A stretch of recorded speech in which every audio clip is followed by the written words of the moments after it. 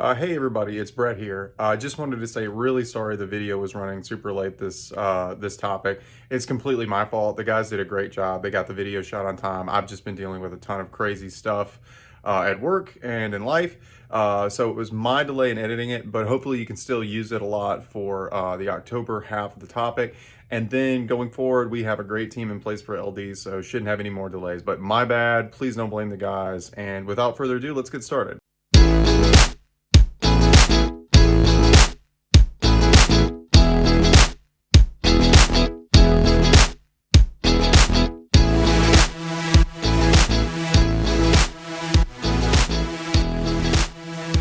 Hey everybody, welcome to Hail State Debate. Again, hopefully, maybe you've watched a couple of our other videos. You might have noticed that we don't look anything like your normal host, Brett, my dad. Well, if you watched the last LD video, we did say that I was going to be taking this over and bringing my friends with me. So here are my friends.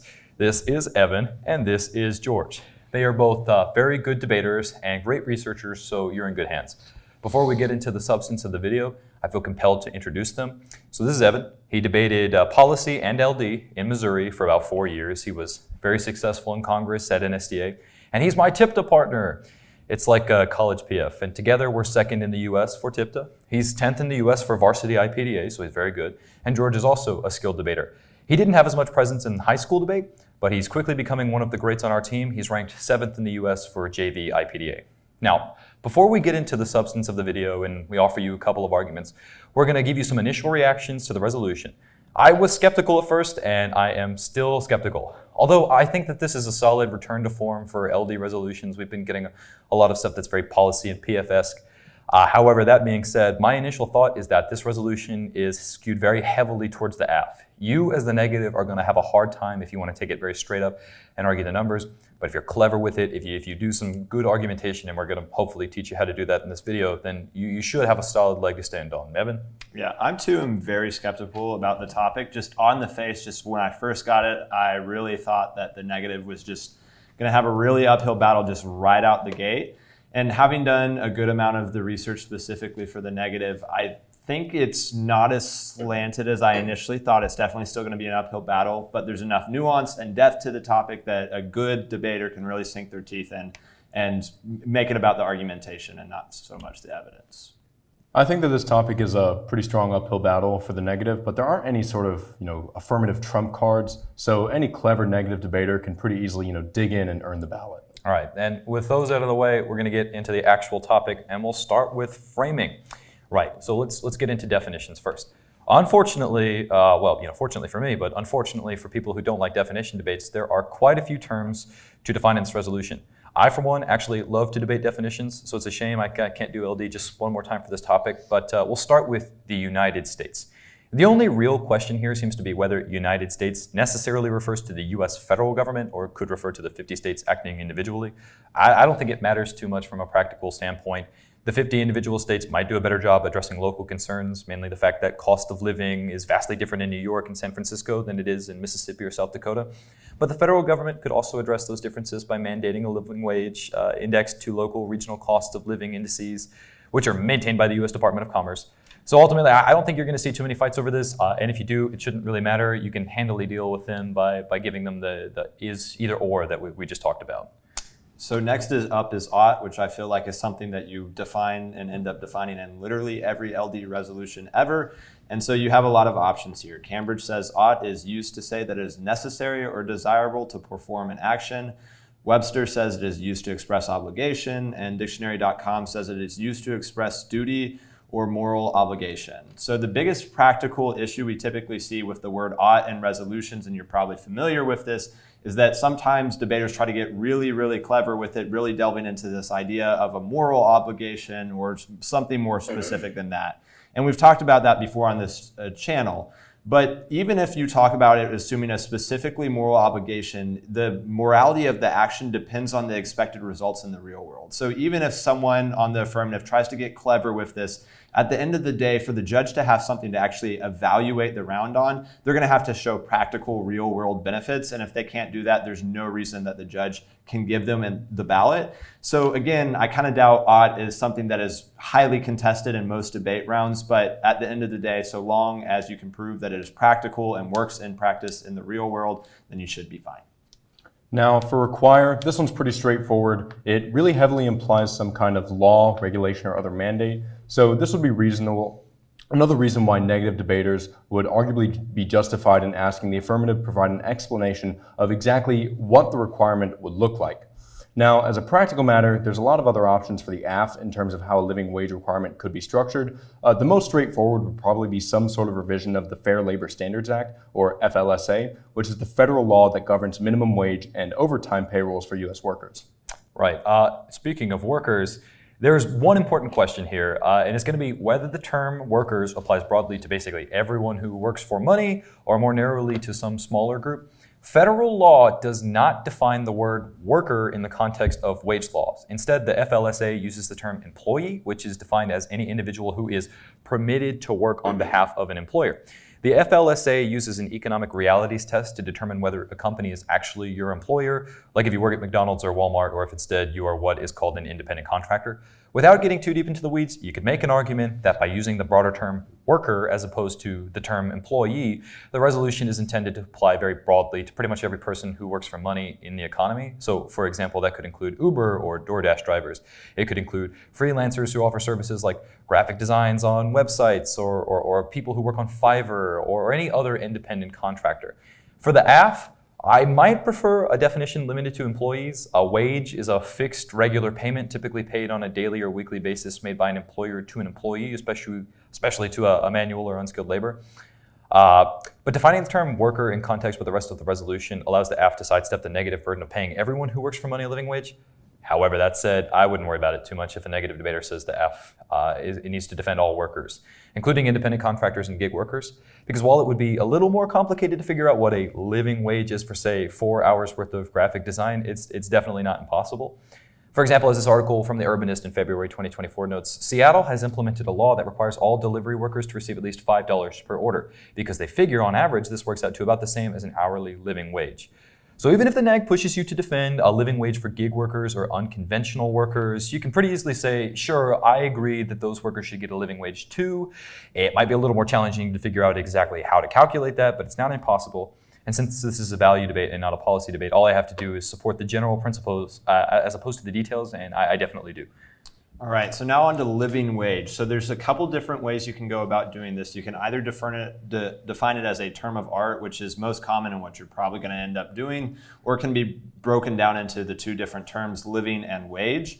The International Labor Organization's definition is the wage level that is necessary to afford a decent standard of living for workers and their families, taking into account the country's circumstances and calculated for the work performed during the normal hours of work. It's probably necessary within this to take care of childcare burdens into account. Should costs be related to supporting a family when we're talking about the living wage?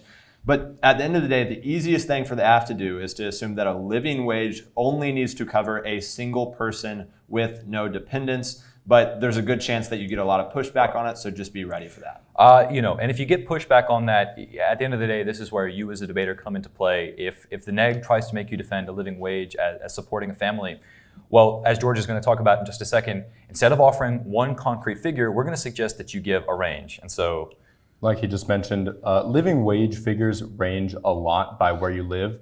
It significantly deviates from region to region. World Population Review offers a range between $14 in Tennessee for a single person with no children, all the way up to $27 for a person with children in DC. There's going to be some variation, but by and large, these are the most agreeable statistics.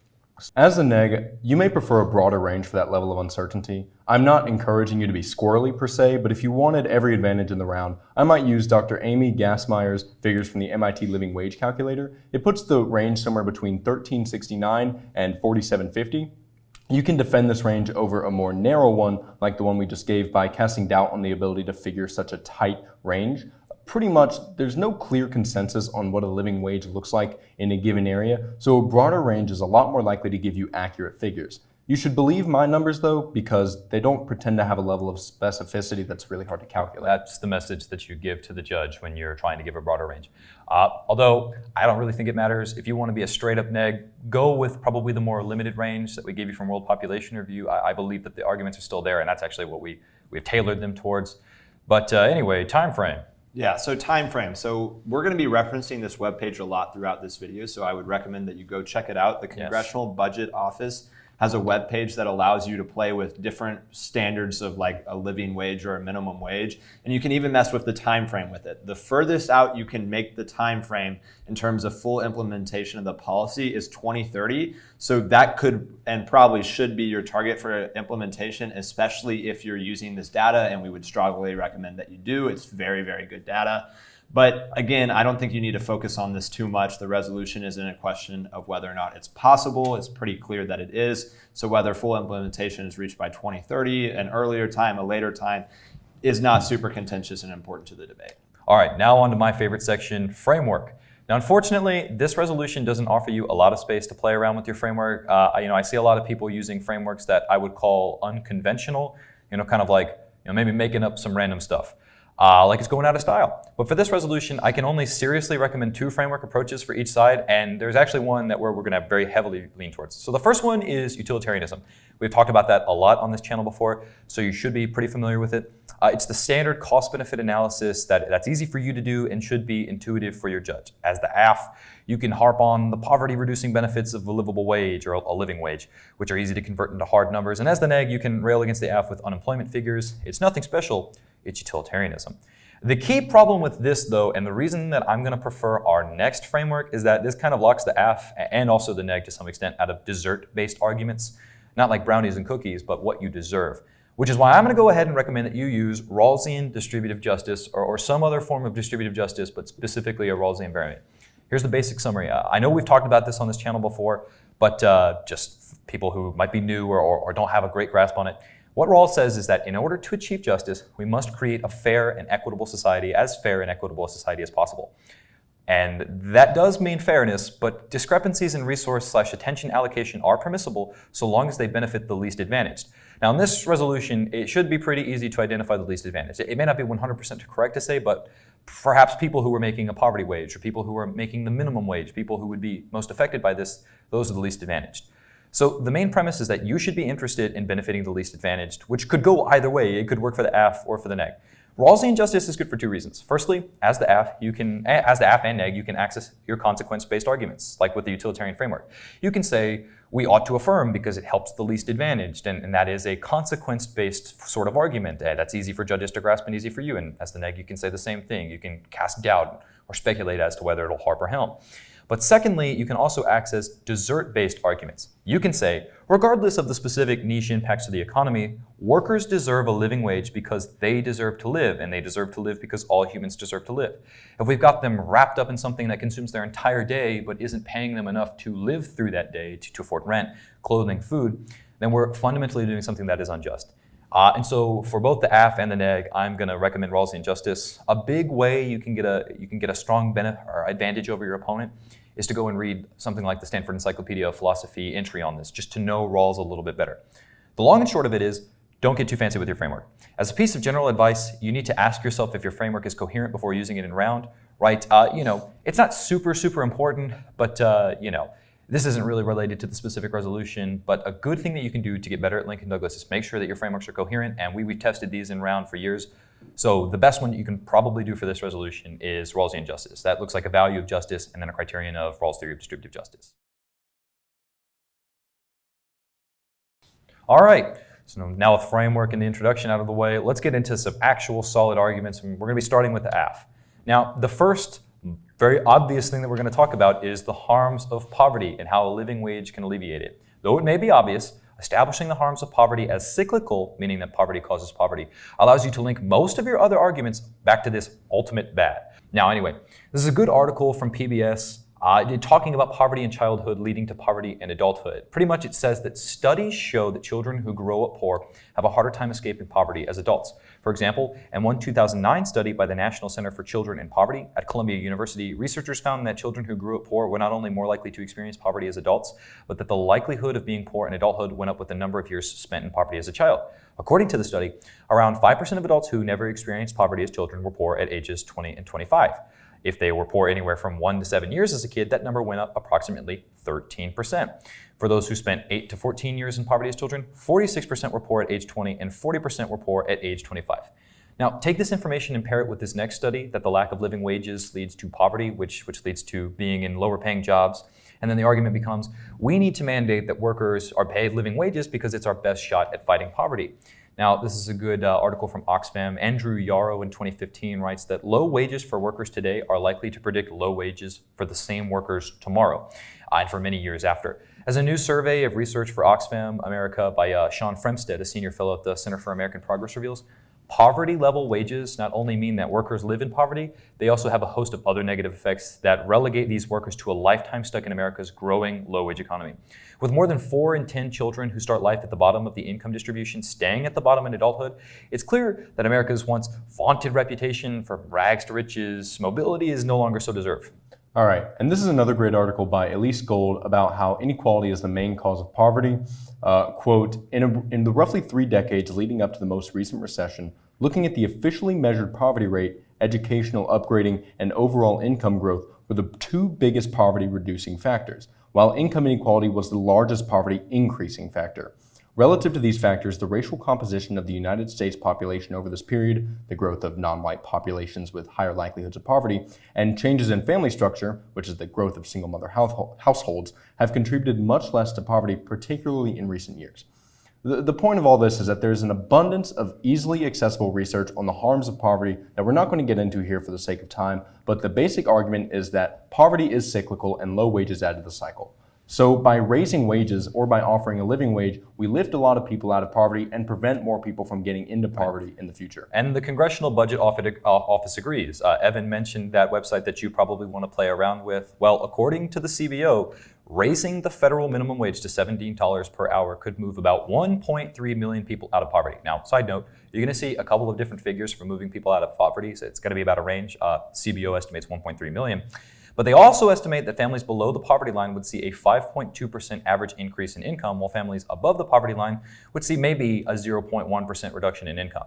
Now, to be totally clear, and this is something that you'll see when you start playing with this website, the CBO also estimates that this wage increase would cause substantial job loss by the year 2033. So you'll have to be ready to argue poverty versus unemployment, though this next study takes job loss into account and estimates a greater number of people leaving poverty, or at least the benefits still sticking with all people in the face of job loss. So this comes from the Robert Wood Johnson Foundation in August 2022. They write that even assuming some job loss, 6.9 million people would be lifted out of poverty, including 1.2 million black people. States that would see the largest reductions in poverty are Louisiana, Texas, and Florida and Mississippi. Now, they also project that up to 3.2 million workers would experience a job loss they otherwise would not have had during the year because of the higher federal minimum wage.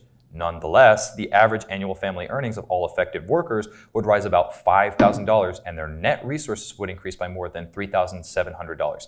The SPM poverty rate would fall by about 2.1 percentage points, lifting almost 6.9 million people out of poverty.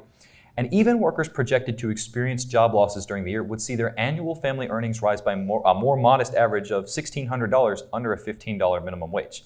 This occurs because in our projections, workers may return to work at some point later in the year. And when they do so at the wage rate consistent with the $15 minimum wage. And so that is pretty much the argument when it comes to poverty. Here's how you're going to be using this in round. Like George just said, what you need to do is establish a couple of things. First, that poverty is a harm.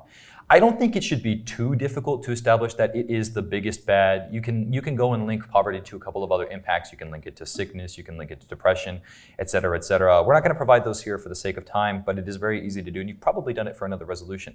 And then what you can do is you can talk about poverty being cyclical, like we talked about a little bit earlier. And then you introduce the evidence that says if we were to raise the minimum wage or establish a living wage, we can cut people out of poverty. So even if we do experience job loss, and the source that we just gave you talks about how when we control for that, we actually see a net benefit to all workers, that we're going to be eliminating poverty, we're going to be achieving justice because we're going to be helping the least benefited or the least advantaged. But It doesn't really matter if this isn't affordable, but Evan? It is indeed affordable. That's going to be the first question that a lot of judges ask. You're presenting them all these great benefits, saying we're lifting all these people out of poverty, but their minds automatically going to go to who is going to pay for this? How is this going to affect my bread prices? What's this going to do to the small business on the town corner? And what we're here to tell you today is that all in all, this raising the living wage is affordable. So we're going to start with the Economic Policy Institute in 2006. This was by Jeff Chapman and Jeff Thompson. And so even though this study may look like it's a little out of date, it's a little older, it came directly after a living wage legal experimentation in Baltimore, Los Angeles, and other cities. The EPI in the study specifically looks at living wage ordinances, which apply to contractors working on city contracts. So to put it simply, if you're a business that has some contract with the city of LA, you're required to follow LA's living wage ordinances, LWOs, and pay your employees whatever the specific living wage is. Now, there's a few benefits to working families because of this, with few or no negative effects. Here's what they say. First, recent studies using original surveys in both Los Angeles and Boston have shown that the workers affected were mostly adults and mostly working full-time. Oh, and to add an addendum, when we say recent, this is a quote from this article. So recent, circa 2006, but still. Yeah.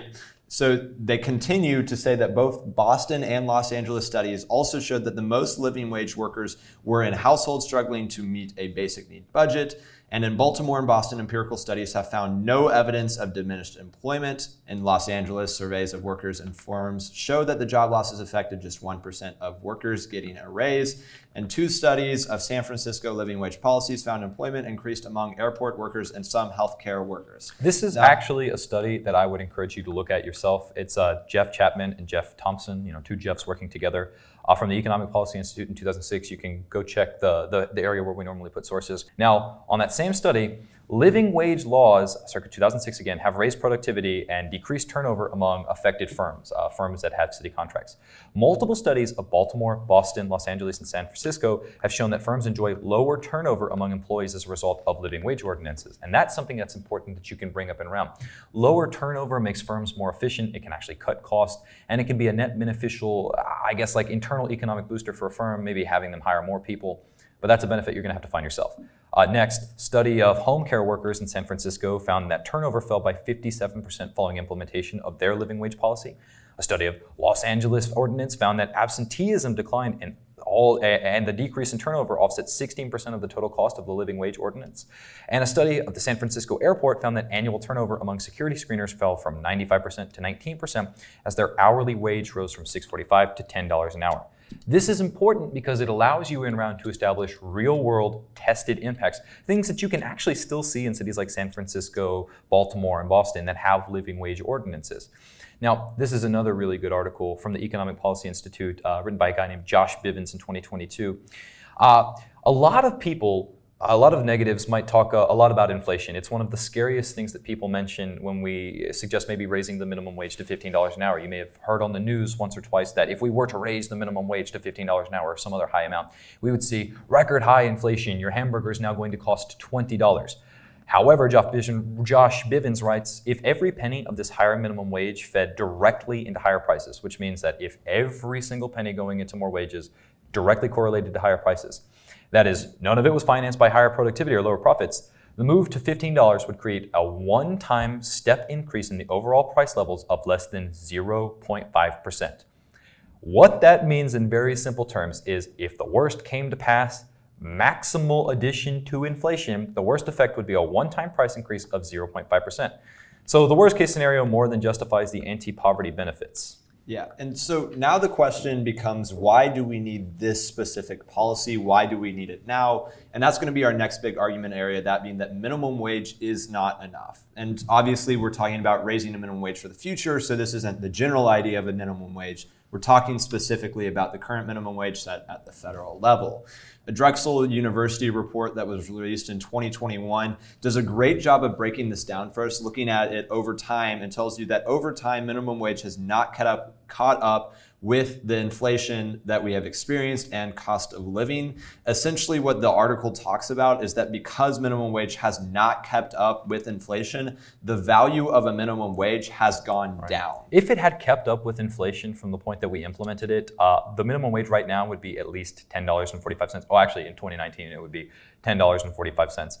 But its real value has continued to go down. Yeah, so if it would actually be, so the $7.25 minimum wage adopted in 2009, but since its value has depreciated by about 32.2%, $7.25 in 2009 dollars is worth about $10.62 in 2024 money, just so that you have that all in front of you.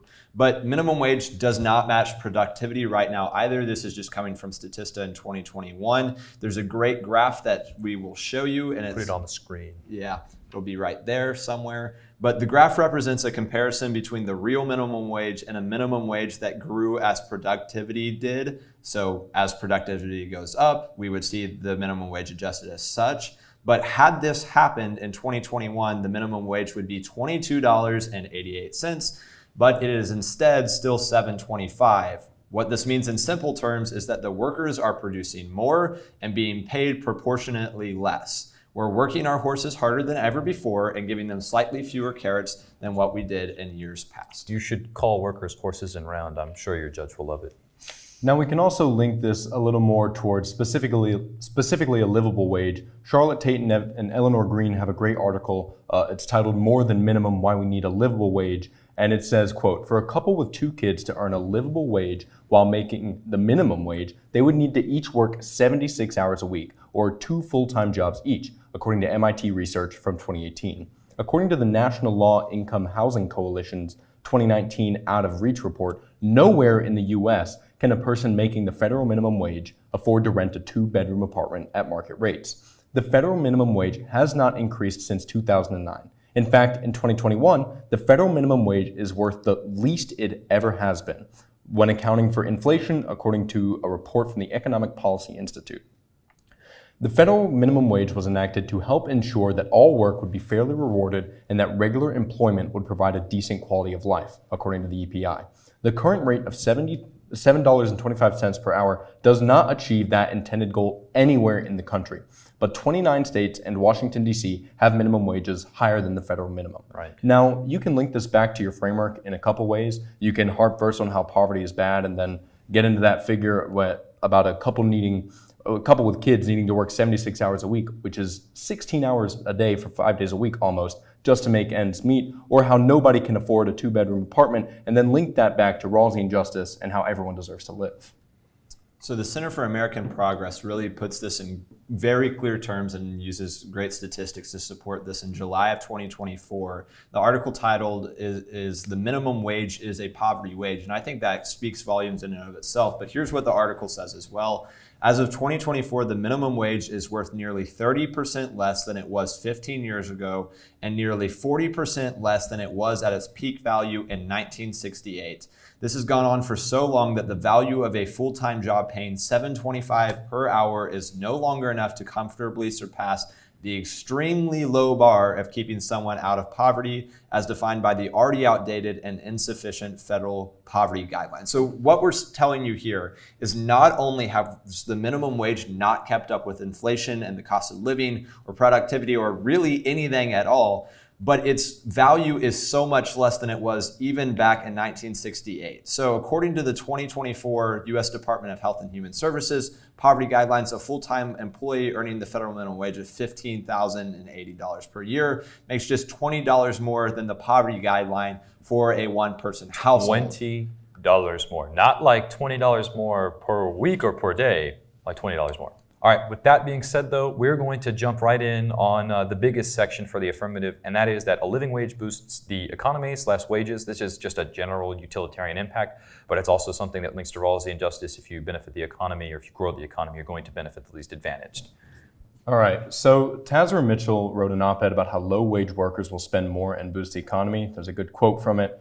Higher wages for workers at the bottom of the income spectrum is good economics because lower paid workers spend a large share of their additional earnings. Higher pay can stimulate consumer demand, business activity, and job growth. As such, we all stand to benefit when more workers have a decent paying job and the economy is more inclusive.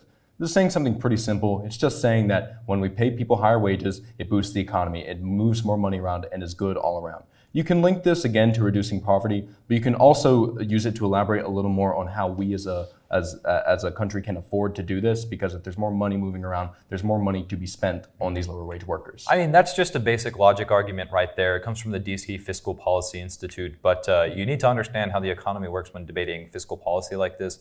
When there is more money to be spent, more money will be spent. It will increase the money supply and thus grow the economy. But in order to look at some concrete statistics, let's take a look at the Center for American Progress. They write that living wages would actually boost the middle class. New estimates from the Center for American Progress show that raising the floor to a $15 minimum wage could increase the wages of 1 in 4 workers, nearly 40 million people, and lead to an annual wage increase as large as $8,000 for some of the lowest wage workers. A $15 minimum wage would also help reduce stubborn gender, racial, and ethnic wage gaps for women, Black and Latino workers as well, who are overrepresented among those earning less than $15 per hour. Most notably, if a $15 minimum wage had been in place in 2021, Black women would have experienced the largest reduction in pay gap on record. And this next piece of evidence that I'm about to give you is going to be super, super important. If you remember, we mentioned earlier that the Congressional Budget Office study and webpage that we really, really recommend that you interact with does predict that there will be jobs lost. That's pretty out there. But this study is going to directly counter that on the affirmative side of things. So this comes from the Oxford Academic Journal in May 2019, and it's by Durek Sings and et al. And he says the effect of minimum wages on low wage jobs, that's what this is about. So he says that the study showed that setting the minimum wage at up to 59% of average wages has no effect on employment. Highlight that right there. No effect on employment. That's going to be huge for the affirmative in this debate.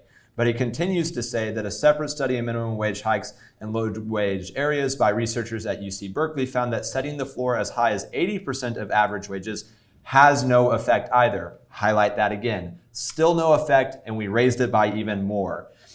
$15 an hour is roughly 2/3 of the national average wage and 80% of the average in the lowest wage states, like Mississippi. Examinations of wage hikes in other countries also suggest that a high minimum wage would not cause major job loss. This piece of evidence is going to be so good for the affirmative debate because it makes it clear that when you increase to $15 an hour or somewhere in that range, that there's no actual impact to job loss. Right.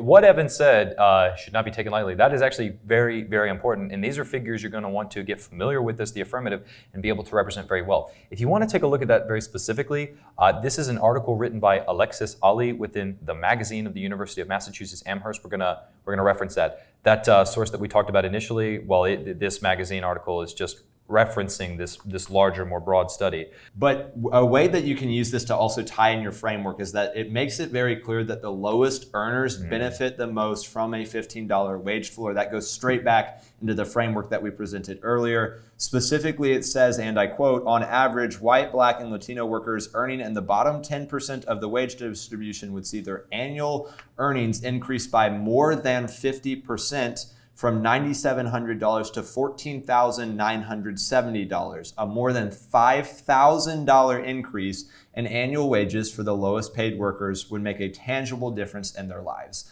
But moving on, companies that pay a living wage, they create much wider societal benefits. This comes from the World Economic Forum in May of 2024 from a lady named Sanda Ojiambo. Pretty much it just says that a collaboration of academics and NGOs has explored the business benefits of living wages and found that living wages not only offer a way out of in-work poverty and help tackle inequality, but also support business resilience, stability, and growth. A study by the Living Wage Foundation found that 93% of companies paying a living wage experience benefits for their business. 87% reported improved reputation, 75% reported increased motivation and retention rates for employees, and 58% report improved relations between managers and staff. Now, this is not the most important argument, but it is a tangible benefit to businesses. It's something that you can offer up as maybe like a tertiary or secondary impact. But at the end of the day, it seems like this policy is doing something good for both workers, businesses, and the economy as a whole. Yeah, and like Ben hinted at earlier, as the negative win, we're going to show you this in a little bit. What we're going to try to do is just cast a lot of doubt on what this will, how this will impact the world in the future, because we're going to claim we haven't really done this before. But Michael Reich, writing in the Journal of Policy Analysis and Management in 2021, does a great job of laying this out for you and showing rates at which minimum wage has been increased in the past and showing you the impact that this has had on the economy. This is going to be super, super important for your case. It says prior to the pandemic, consumer prices were projected to increase at about 2.5% per year from 2019 to 2025. $415 in 2025 is thus equivalent to about $13.07 in 2019 dollars. This increase in real levels amounts to an 83.9% increase over 5 years, which translates into an annual increase of about 17% per year. Here's the important part. Such increases are substantial, but not unprecedented. Right. In 1950, the federal minimum wage increased by 87.5% in a single year. The 1966 minimum wage amendments immediately increased wages by over 35% over the extant average wage in newly covered industries. But here's the bottom line for you and what you really need to take away from this. We've raised wages before. We've raised them quite significantly. It didn't destroy the economy then. It's not going to do it now. It's not going to destroy the economy. There's no reason to have doubts. Right. So that is our biggest section, living wage boosts the economy. And now we're going to briefly talk about a dessert-based argument. Again, what people deserve, not like ice cream and stuff. This guy's thinking about ice cream. But anyway, we'll talk about why workers, as virtue of being humans and having dignity, deserve a living wage. This is something that's going to work very, very well with a Rawlsian framework. Put very simply, we're just going to be talking directly about Rawls and a couple of quotes from him, and it's not going to be too much, but you can extrapolate. So let's talk about fair equality of opportunity. According to Stanford, with the McCoy Family Center for Ethics and Society, John Rawls developed the most well-known conception of fair equality of opportunity. Pretty much, it's one of his core tenets of distributive justice. If you don't have fair equality of opportunity, if you are not able to move through society, if you don't have the same amount of mobility as someone else, then you are missing a fundamental component of justice. If there is some class of people that is able to move through society more easily, you're missing some fundamental component of justice. And pretty much Rawls wrote that it holds that all citizens of some society count as the relevant agents. The desired goal is offices and positions, and the obstacles people shouldn't face include social class and family background. Put very simply, if you want to participate in society, your social class and family background should not hold you back. The obstacles people may face include having fewer native abilities or less willingness to cultivate them than others. And this principle may support educational measures that close the attainment gap between the naturally talented rich and the naturally talented poor. Now, that sounds like a lot of jargon, but pretty much what it means is that Rawls's principle of fair equality of opportunity supports taking measures in order to make sure that people have the same social mobility. Putting this in perspective of the resolution, because a sub-livable wage presents a massive barrier to participating in the rest of society in the form of poverty, eradication of sub-livable wages, or forms of poverty. Eradication of sub-livable wages is a just pursuit that aligns with Rawlsian principles of fair equality of opportunity. Like we've already established, poverty is cyclical, and poverty wages contribute to poverty. So in order to adhere to fair equality of opportunity, workers require livable wages. And there's a Stanford Encyclopedia of Philosophy article that talks very well about this. It's the argument for the difference principle. What it says is that social and economic inequalities are to be arranged so that they are to the greatest benefit of the least advantage, just like what Rawls always says. The principle addresses differences or inequalities in the distribution of the primary goods of income and wealth and powers and positions of office and responsibility. It basically requires that a society is to institute the economic system that would make the least advantaged class better off than they would be in any other feasible economic system, compatible with maintaining citizens' equal basic liberties and fair equality of opportunity. Right, so what George just read you is 100% right, and he's talking about the difference principle. If you're not a philosophy nerd like me, these two are both engineers. I'm a philosophy major. But the difference principle is one of the core tenets of Rawlsian distributive justice. It holds that, like I said very early on in this video, you can do things which are seemingly unfair. You can distribute resources in a way which are not totally equal. You can do things which are maybe not 100% fair, but are equitable, so long as you're seeking to benefit the least advantaged. Now, this is the last thing we're going to say on the AF, and then we'll move on to the negative, but it's a very basic logical argument that I think should make a lot of sense to you guys and make a lot of sense to your judge. Let's put it like this. You can imagine someone working 8 hours of their day, going, perhaps taking care of children, and then back home making a sub-livable wage, especially if they are making minimum wage.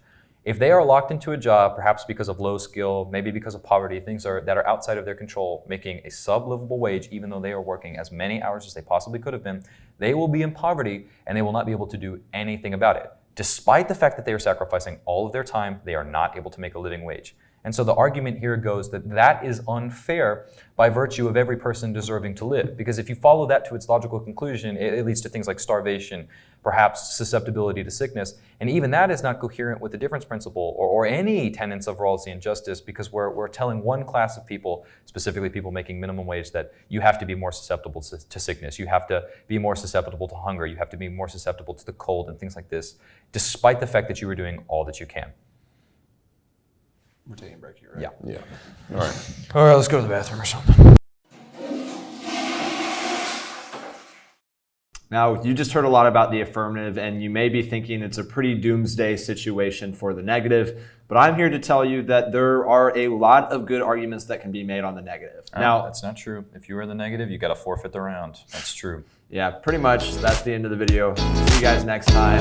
No, I'm joking. There's more stuff on the AF, but the stuff on the negative is high quality, right? You're not going to have as much room to play around with, and you're going to have to go a more specific route. There may be fewer guns, but they are not smaller. So it's important to pay close attention to this section and to really work with these arguments and manipulate them, and Evan's going to lead us through that. And we're going to try to point out through this where you can really add nuance to your case and your argumentation, because that's what's going to win you the debate on the negative and really show that you are the better debater in that round. So let's go ahead and get into this. The first argument we're going to make, and what I think is probably the strongest argument to be made on the negative, is that minimum wage is irrelevant and harmful. That's minimum wage is irrelevant and harmful, and we're going to see this in a couple different ways. So starting with Emeritus Professor Lucia Dunn, she published this in the Wall Street Journal on August 27th, 2024, so very, very, very recent. And she says, and I quote, "If the mess of the pandemic showed us anything, it was that wrangling over mandated minimum wages does little in the face of a market that works. The focus should be on antitrust. The market for high school babysitters is probably one of the freest in the United States economy. Your babysitter will always get the right deal." Now, the point of this is that minimum wage is completely irrelevant in a functional market. In a hard labor market where employers are having to compete for their employees, we already see living wages being distributed openly. There's no reason to mandate this. There's no reason to say that this ought to happen, because it happens on its own. We've seen this over time. Specifically, the New York Times in 2023 released an article, and it comes with this super helpful graph that we're going to put up on the screen for you that really shows you just how little the federal minimum wage matters. Says the red hot labor market of the past 2 years has led to rapid pay increases, particularly in retail, hospitality, and other low-wage industries. It has also rendered the minimum wage increasingly meaningless. Nationally, only about 68,000 people on average at any given time earned the federal minimum wage in the first 7 months of 2023. And this graph does a great job of showing how this trend has played out over time. Back in 2010, when this first started, you can see that there's over 1.5 million people getting paid the federal minimum wage. But then you look at 2023, and again, it's just 68,000 people. Right, and then when we take a look at the purpose of the minimum wage, which is something that you're going to have to do, you're going to have to do a lot of introspection about what the minimum wage means to you.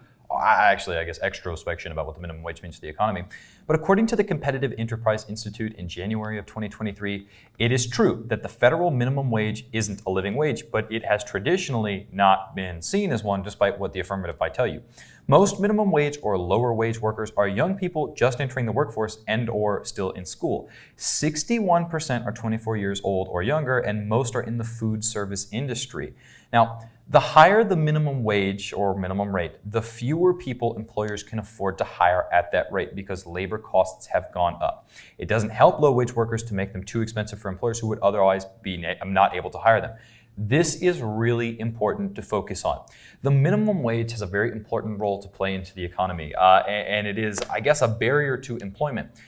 The market dictates the value of your wage. It's something that every economist will tell you, and it's a basic core principle of macroeconomics that you'll learn in any high school macroeconomics class.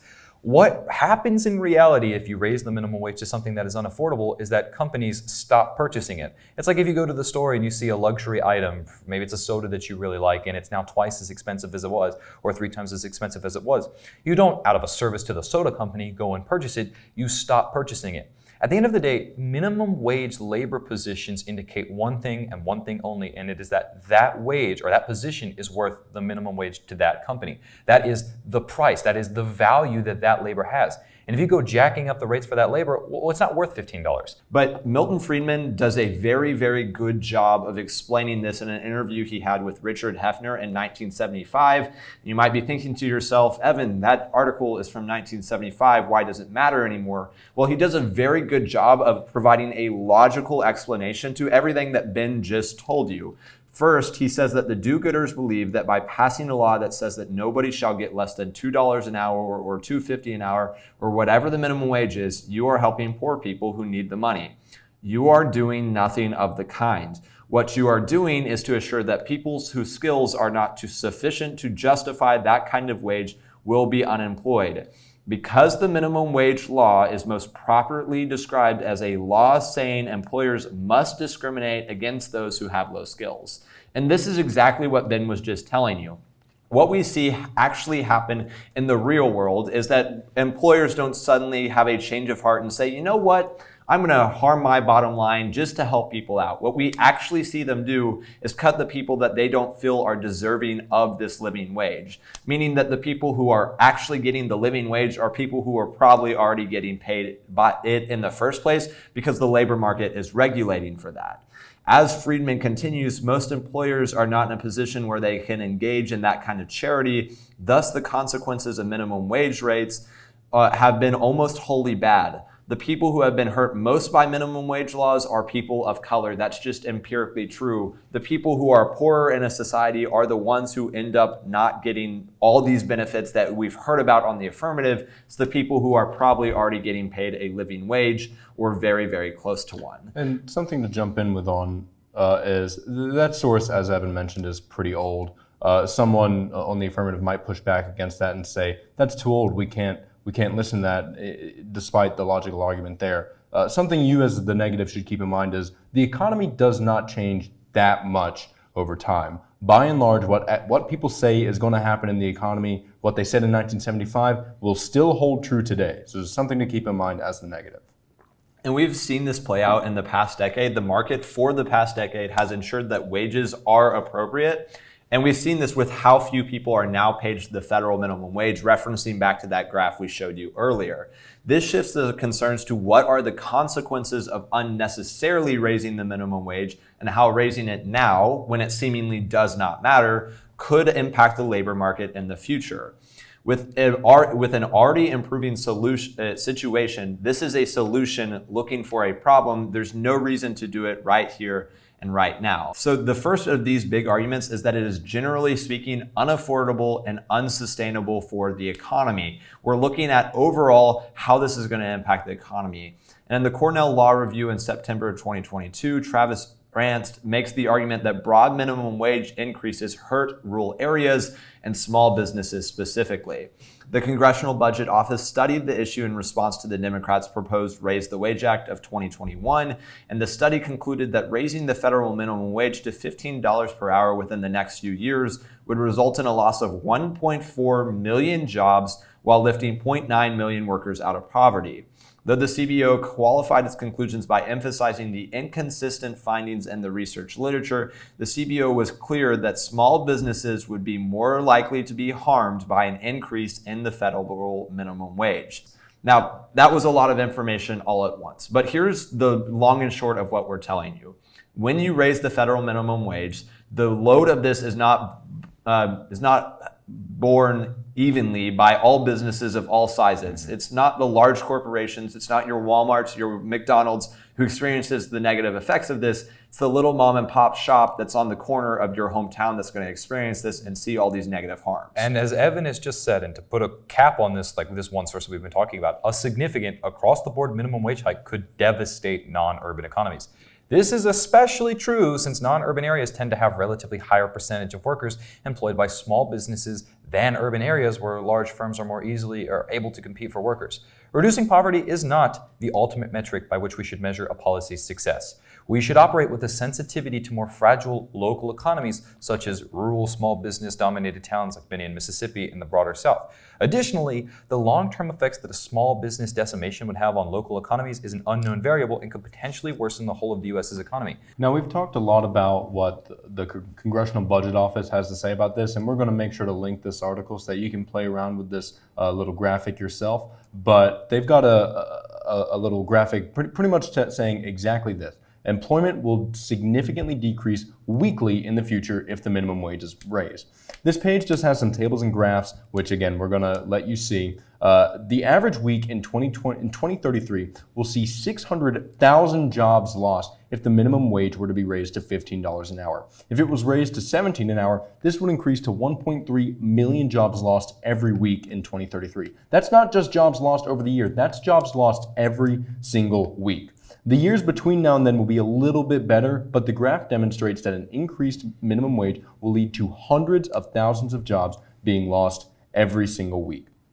There's another article by Ryan Bourne about minimum wage empirical evidence, and it says, quote, in a recent meta-analysis, economists David Newmark and Peter Shirley assembled the entire set of papers examining the impact of minimum wage hikes at the state and local levels since 1992.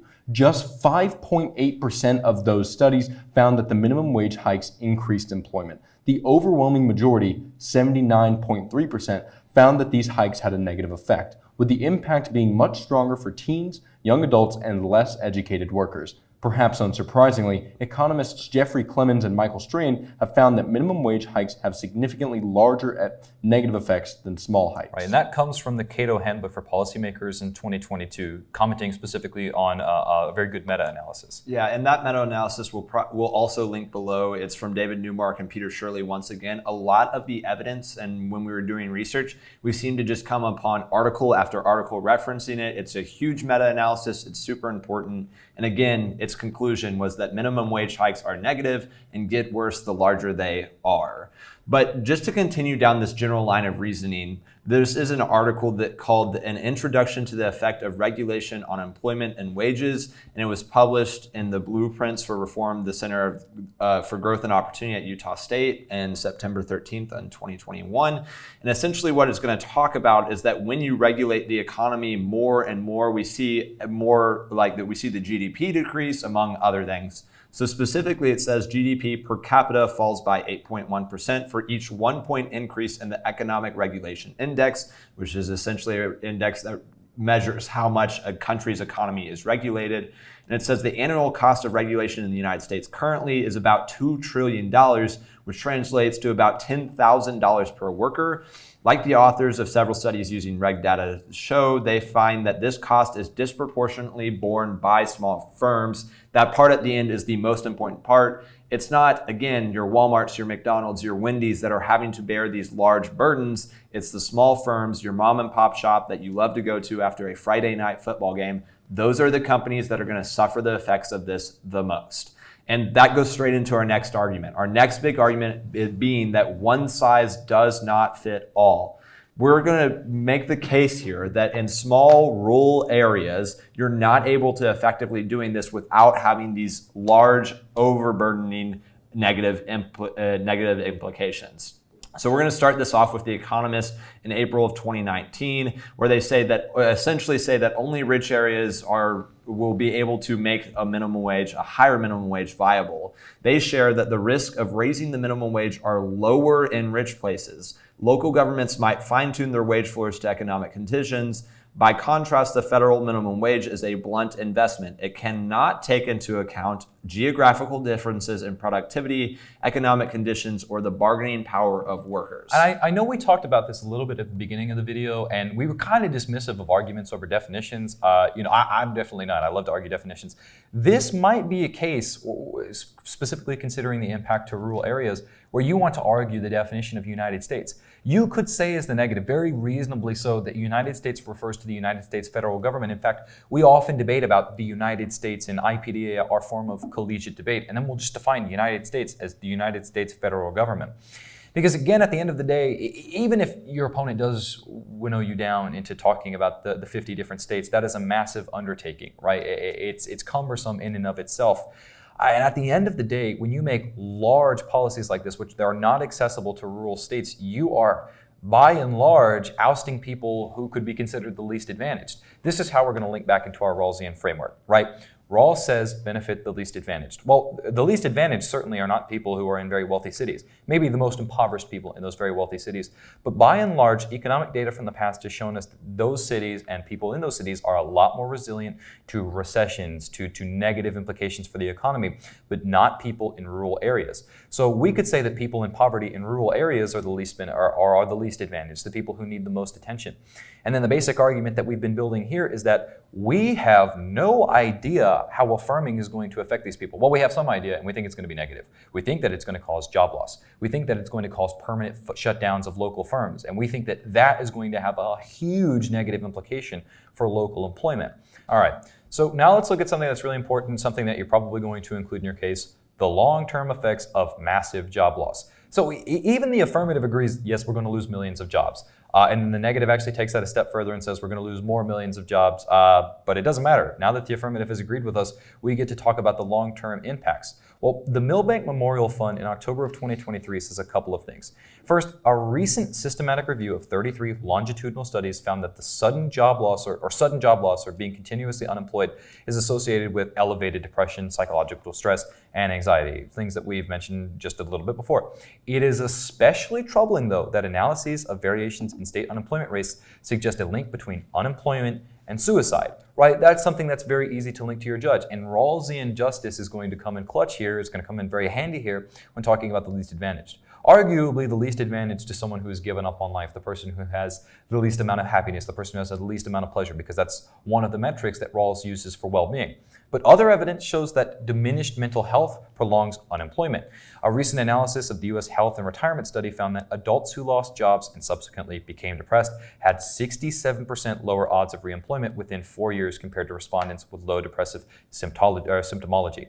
Now, I want to get out in front of this. It might be easy for the affirmative to try to dismiss this impact. When we debate policy like this, especially in LD for whatever reason, people tend to want to focus on the numbers, they want to focus on the economy, the specific impacts that have a dollar figure attached to them. Do not let them do this as the negative. These are just as important, if not arguably more important than the economic impacts. The point of a healthy economy is to make people better off, and the point of making people better off is to make them happy. All is lost if people are killing themselves because they don't have a job to support their family.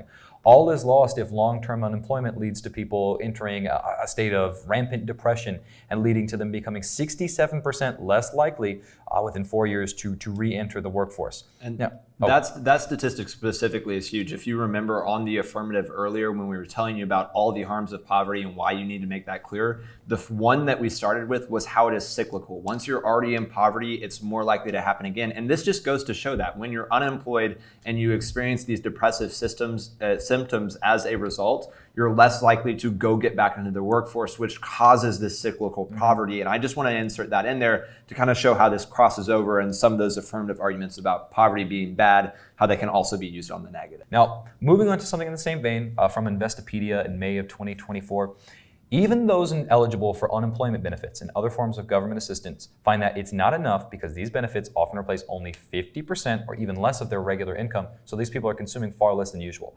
However, the economic consequences can go beyond just less consumption. Many people will turn to their retirement savings in a pinch and drain these, and draining these has long-term ramifications. So like we've been saying, like we've been harping on for like the last 5 minutes, unemployment is a huge unknown factor, and it's easy for the affirmative to try to dismiss this. The Congressional Budget Office has estimated that this won't be a super impactful thing. But take a look at points in history where we have seen rampant unemployment. I'm sure 2 dates should come to mind to you, any novice history student. Right, the Great Depression and then the Great Recession. 2 times in American history where we had the lowest employment. 2 times in American history where we had the fewest people producing, the fewest people working, and what it led to was a very scary situation for a lot of Americans. Because unemployment, it's easy in the modern day to underestimate unemployment effects, specifically after the COVID pandemic. But what we've shown you here is that that's not a wise decision to do. because it certainly has implications and ramifications for local level economies, but it probably does for the national economy as a whole. All right, now for a couple of final thoughts on the resolution. What I've been thinking this entire time is like we've said, I sound like a broken record, but this is very much an affirmative topic. Like I said just a couple of minutes ago, it's a feel-good topic. Judges want to vote for something that feels right. It feels right to offer people a living wage. It feels right to be on that side of history and to advocate for it. And so use that to your advantage as the affirmative. As the affirmative, you have got quite a lot of data to work with and to play around with. Specifically, you've got figures about poverty and how this is going to reduce poverty. You do have to dance around unemployment, but the analysis that we've given you there and the source up top that we called special attention to should take care of that for you. At the end of the day, it's just about you being a good arguer, someone who can present this to the judge. And if you do it right, you don't have to do anything crazy or special. They're probably going to want to vote for you because, again, this is one of those agreeable topics. So it's a yes bias. And as a negative, you need to be a doubtcaster. You need to say, our economy is healthy. We are doing well. This is a huge unknown, and there's a reason that no other country has quite tried this. In fact, the United States has one of the top 10 highest, or at least top 20 highest minimum wages in the world, and we have a robust economy for reasons just like that. But take this information and then go formulate good arguments. At the end of the day, it is what it is, but it's not an impossible burden at all for the negative.